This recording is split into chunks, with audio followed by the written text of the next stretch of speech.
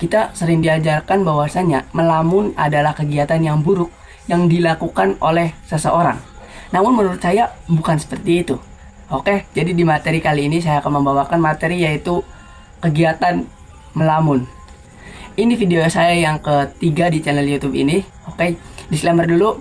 Di sini saya membawakan materi hanya sebagai loncatan saya untuk berbicara gitu. Kalian bisa fokus saja ke apa yang saya sampaikan, dalam artian gimana public speaking saya, gimana perkembangan public speaking saya yang akan saya bawakan dengan materi yaitu kegiatan melamun.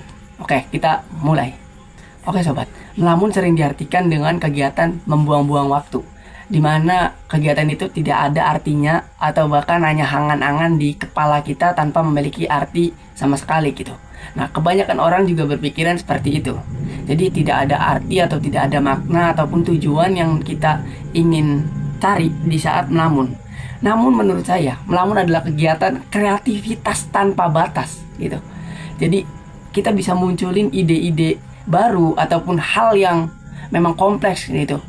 Kita bisa mendapatkan hal-hal yang kreatif dari kegiatan melamun. Nah, melamun nggak hanya cuma buang-buang waktu gitu.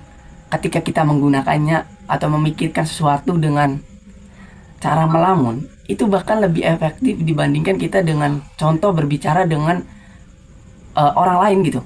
Kadang melamun lebih efektif gitu. Kita cuma bengong, habis itu debat di kepikiran kita sendiri, mencari ide-ide yang cocok untuk kita gitu.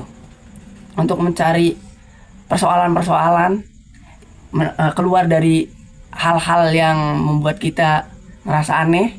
Nah, itu pun bisa dari kegiatan melamun. Oke, dan yang terakhir, dan ini yang saya sering lakukan di diri saya sendiri gitu. Melamun adalah kegiatan yang super perfect untuk mengetahui siapa diri kita sebenarnya, apa tujuan kita sebenarnya, apa yang kita inginkan sebenarnya. Dan menurut saya, orang yang tidak pernah melamun sama sekali dalam hidupnya, dia lebih sulit untuk mengenal dirinya sendiri gitu. Dan bahkan menurut saya, semua orang pun pasti pernah melamun gitu. Dan untuk mengetahui diri kita sendiri, kita harus melamun dan memikirkan siapa diri kita sendiri. Contoh halnya, ketika kita tidak punya arah dan tujuan untuk apa kita contoh hidup, atau bahkan cita-cita saya apa yang saya mau gapai, apa yang saya mau bangga-banggakan atau impi-impikan. Nah, itu tuh hal yang harus kita pikirkan dengan diri kita sendiri gitu. Hanya kita yang tahu dengan cara kita melamun dan diam memikirkannya gitu. Contohnya, aduh, cita-cita saya mau jadi pemain bola ya. Berarti tiap hari saya harus latihan. Tiap hari saya harus latihan fisik. Tiap hari saya harus latihan kerja tim. Tiap hari saya harus kuat lari-lari. Nah, seperti itulah gitu. Jadi ketika kita melamun, otak kita tuh memproses diri kita sendiri gitu.